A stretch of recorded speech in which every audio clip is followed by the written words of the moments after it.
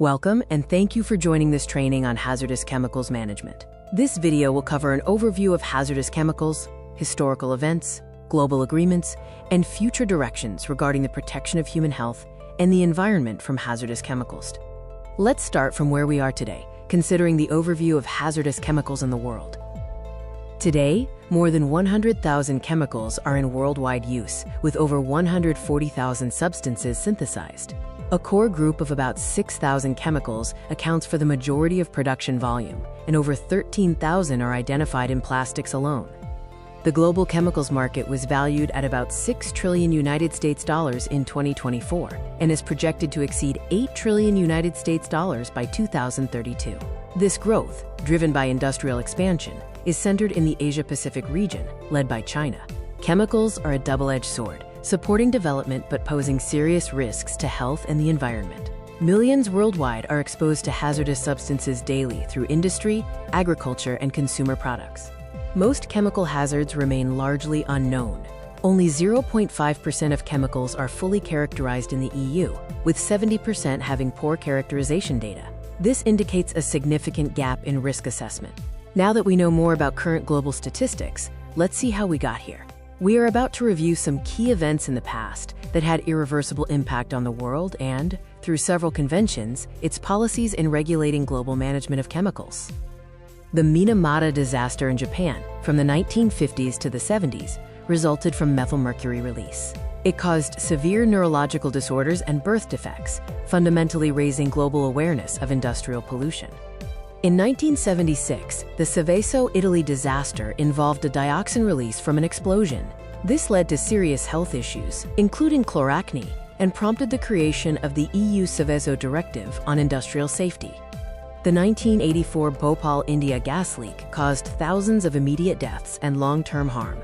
This disaster, the deadliest chemical incident in history, underscored the catastrophic potential of chemical risks.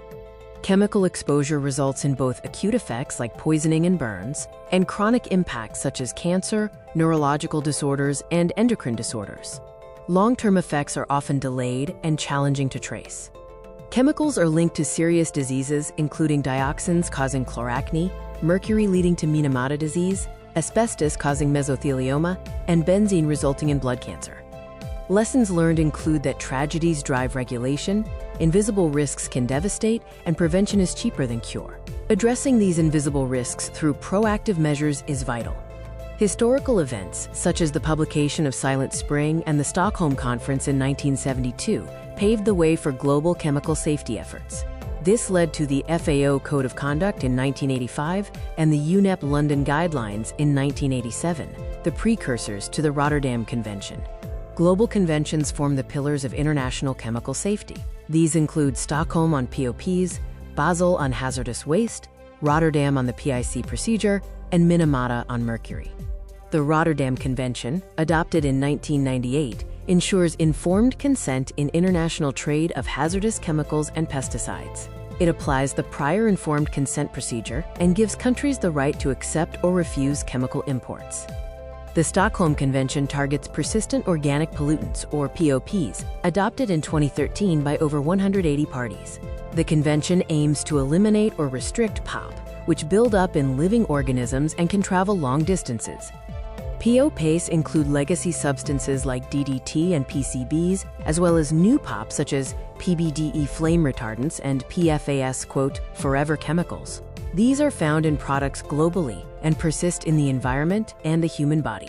The Minamata Convention, adopted in 2013, has over 150 parties. It focuses on reducing mercury emissions and phasing out its use from sources like coal burning, mining, and products such as thermometers and dental amalgams. The Basel Convention, adopted in 1989 by over 190 parties, controls transboundary movements of hazardous waste, preventing toxic trade.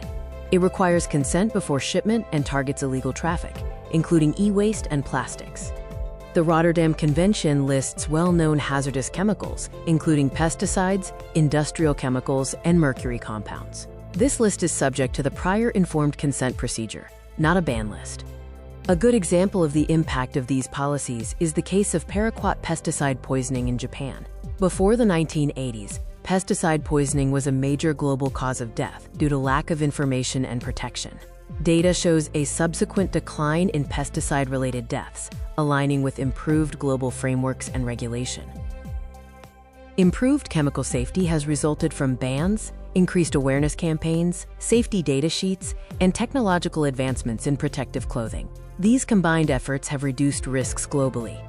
Effective chemical management requires strict enforcement, adopting comprehensive ban lists, and faster regulation of new chemicals. It also calls for promoting green chemistry and engaging various authorities, including industry and technology sectors. Industry is crucial in adopting higher safety standards and designing products for sustainability. Responsible waste management practices are also key to reducing exposure to hazardous chemicals. Protecting workers and consumers involves providing adequate training and personal protective equipment, ensuring clear product labeling, and running effective awareness campaigns about chemical risks. Now that we know how to get there, we should start thinking of applicable solutions in our own contexts. Let's consider some major solutions that worked in the past and bridging that gap between the theory and implementation. The future outlook focuses on transitioning to a circular economy, designing hazardous chemicals out of products, and promoting cleaner production methods for a healthier planet. The MedProgramme currently focuses on disposal of PCB-contaminated equipment and safe storage of mercury waste. Activities related to new POPs are largely limited to awareness raising and capacity building. Over the course of the program implementation, the current issues and gaps became more evident. From selection of sectors for intervention to conducting pilot activities, it has become evident that upcoming programs should put strong focus on industrial use of hazardous chemicals. A successful best practice project in Turkey targeted HBCD, a flame retardant. The project introduced alternative chemicals and achieved a zero HBCD consumption target in the targeted sector. Data shows a sharp decline in HBCD use following the project implementation and a national ban in 2019. Over 1,350 tons per year of HBCD were successfully eliminated from the market. Future efforts need to strengthen the link between chemicals and waste and international waters activities, specifically targeting highly hazardous pesticides in agriculture to reduce pollution across multiple sectors. Global pesticide control, driven by the FAO/WHO Code of Conduct, promotes responsible management to protect health and food systems. Pesticides directly affect food safety, farm workers, and ecosystems. One Health is an integrated approach recognizing the interconnectedness of human, animal, and environmental health. Human exposure is the final impact pathway, and health data must be integrated into chemical projects. Example is the HBM4EU initiative in Europe, coordinated human biomonitoring to inform chemical policymaking, providing evidence on priority chemicals like PFAS, mercury, and pesticides through thousands of samplings. In retrospect, when it comes to key takeaways, it is important to remember that the cost of inaction is high, and while the hazardous chemicals actively affect health and ecosystems, solutions exist. Pollution does not recognize borders and requires timely and effective cooperation and prevention measures to reduce risks and move towards resolutions. The documentaries and movies help us bridge the gap between the theory and reality. Our recommendations on learning more about the realities of impact that pollutants have on humans and other living organisms include movies like Dark Waters, Minamata, Toxic Town, and the world-famous documentary, Human Experiment. We have reached the end of this training. Thank you for your participation.